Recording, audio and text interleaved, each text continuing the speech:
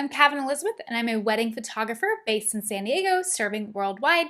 And today I'm going to be talking about why a lot of wedding photographers or wedding vendors in general do what we in the industry call styled shoots, inspiration shoots, or wedding editorials. Now, I do a lot of these myself, and a lot of them are done for the reasons I will be talking about in the video.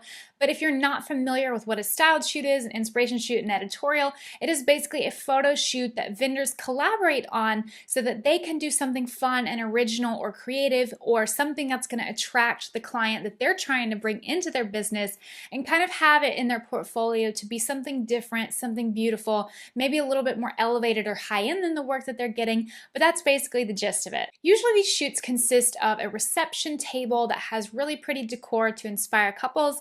It also will typically have a model or two models, so a bride and a groom, or a groom and a groom, bride and a bride, whatever it may be. And then sometimes there's also a ceremony set up to complete the full picture. Often there's usually a dessert table or a bar cart, other things like that. So it's essentially a shoot that is geared towards wedding industry that creatives put together for their portfolios or for getting published. So I'm going to be talking about the reasons why photographers or other vendors are doing these, because I think that there is this bad stereotype out there that vendors will do these shoots because they don't have real work to show. And sometimes that's the case in the beginning of somebody's career, and I think it's a great way to get practice working with different setups and different people to learn. But I think most of the people that I know, they're not doing it because they don't have real work.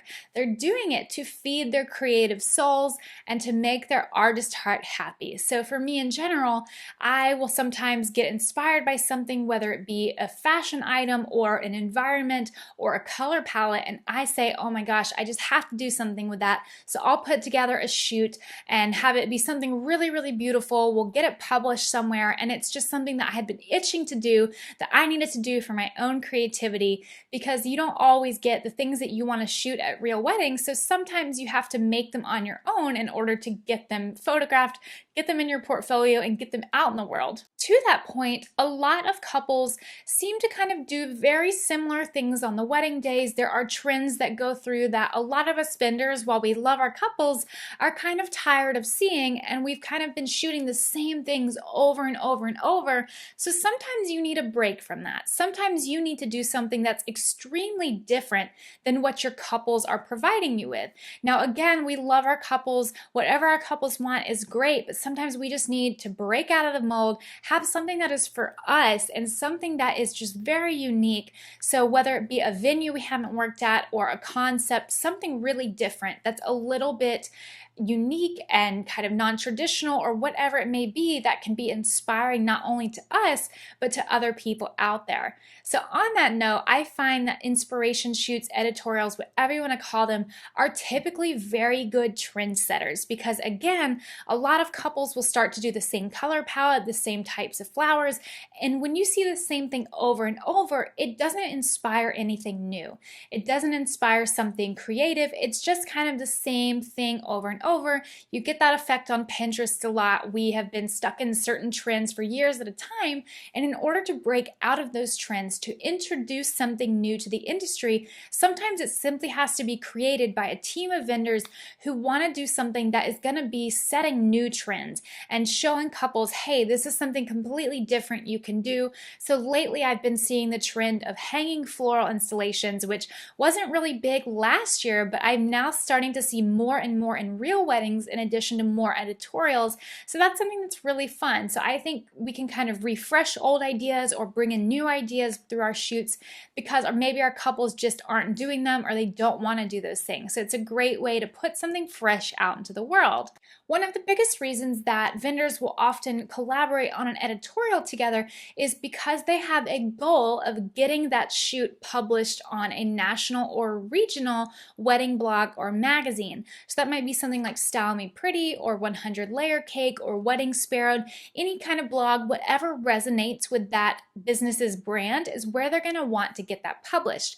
So I know for me, I've been published all over the internet on a bunch of amazing wedding platforms, and I really love it. It's really flattering to see my work out there being shown to a larger audience of brides and grooms who enjoy that similar kind of content from that blog. So for them to see my work is just really exciting. So I definitely love having my stuff out there. It helps get my name around the world. It helps bring more brand awareness and all sorts of things. So it's just really nice to have. It's great press. It's typically free marketing unless you count the expenses that go into these editorials, which can often be hundreds to thousands of dollars.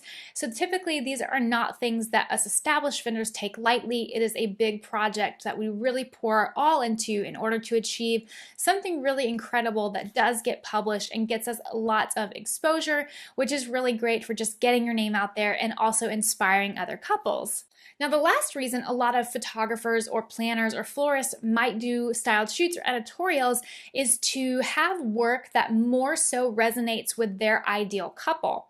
And when I say ideal couple, I mean something along the lines of, for example, if you had a planner over here say that they had been getting kind of a mix of styles for their wedding, but what their heart truly desires is to, and not necessarily for every wedding, but for more of their weddings, work with couples who really love that bohemian desert vibe, really casual, kind of festival-like weddings, then they are going to be wanting to put out photo shoots that feature that sort of style in order to attract their ideal boho couple. So if what they've been doing in the real world is more like modern weddings or more indoor weddings, they might want to be doing these shoots so that they have more work to show that represents the kind of work that their hearts are really wanting to be doing for the majority of their weddings. So for me, I know I like to have shoots at venues where my ideal couples are getting married at. So it just helps me reach the audience that I'm really trying to reach. It's a great way to resonate with couples who are like-minded and who are a really good fit for you. So for example, I do a lot of shoots with very fashion-forward gowns. So I really love when brides hire me and they are very fashion-forward. They love couture pieces. They love lots of textures and movements and higher-end gowns.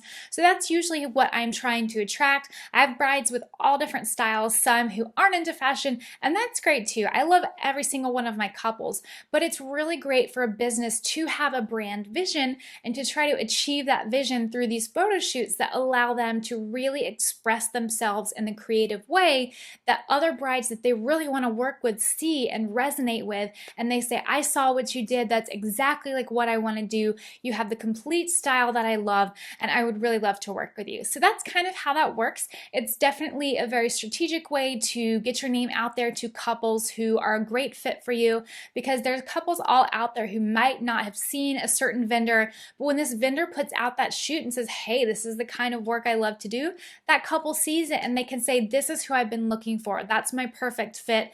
And then that couple is perfect for that vendor. So those are some of the reasons why a lot of us will do editorials.